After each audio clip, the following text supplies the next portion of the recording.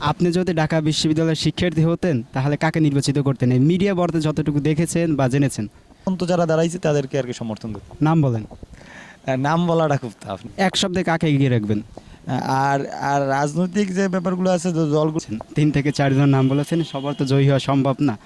আপনি কাকে এগিয়ে রাখতে চান বা আপনার পছন্দের, স্পেশালি পছন্দের প্যানেল কোনটা? আমাদের কাছে সাংবাদিক ভাইরা বা মিডিয়ার যে ভাইরা আছে তারা যেভাবে আমাদের কাছে উপস্থাপন করে সেই অনুযায়ী আমাদের একটা ধারণা তৈরি হয়। তো সেই সব জায়গা থেকে আমরা এখনো লক্ষ্য করছি যে অনেকে স্বতন্ত্র প্রার্থী ছিল, বিভিন্ন রাজনৈতিক প্যানেল থেকে আসে নাই।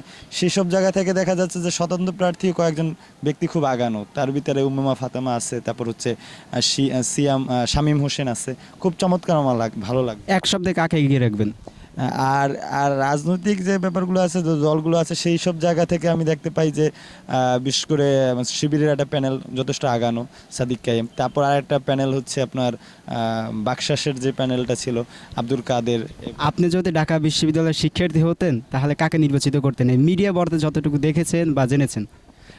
আমার জায়গা থেকে আমি অবশ্যই বলবো যে আমি যারা স্বতন্ত্র প্রার্থী যারা থাকবে তাদেরকে অবশ্যই, কারণ ডাকসু এমন একটা বিশ্ববিদ্যালয় যে জায়গা হচ্ছে সিন্ডিকেট মুক্ত থাকবে, মানে কোনো রাজনৈতিক প্রভাব বলার বাইরে, যে সেই সব জায়গা থেকে আমি স্বতন্ত্র যারা দাঁড়াইছি তাদেরকে আর কি সমর্থন দেব। নাম বলেন।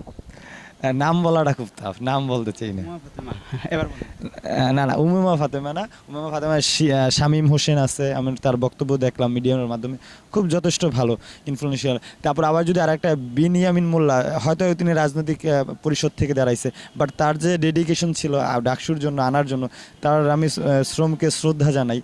তো এইভাবে যে ব্যক্তিগুলো আসলে ত্যাগ স্বীকার করছে তাদেরকেও আমি শ্রদ্ধা করি।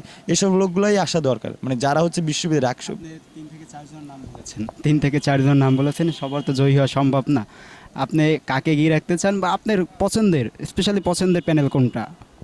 আমি অবশ্যই আমার স্পেশাল প্যানেলের জায়গা থেকে যদি আমি বলি, আমি বলবো আমার বাংলাদেশ গণতান্ত্রিক ছাত্র সংসদ যে প্যানেলটা আছে তাদেরকে আগাই রাখবো। আর অন্য জায়গা থেকে, আদর্শিক জায়গা থেকে বা এই জায়গা থেকে অবশ্যই শিবির এবং পরিষদের আগাই থাকবে। ছাত্রদল যে বাইরে আছে তারাও যথেষ্ট দেখলাম আগানো, এই আর কি।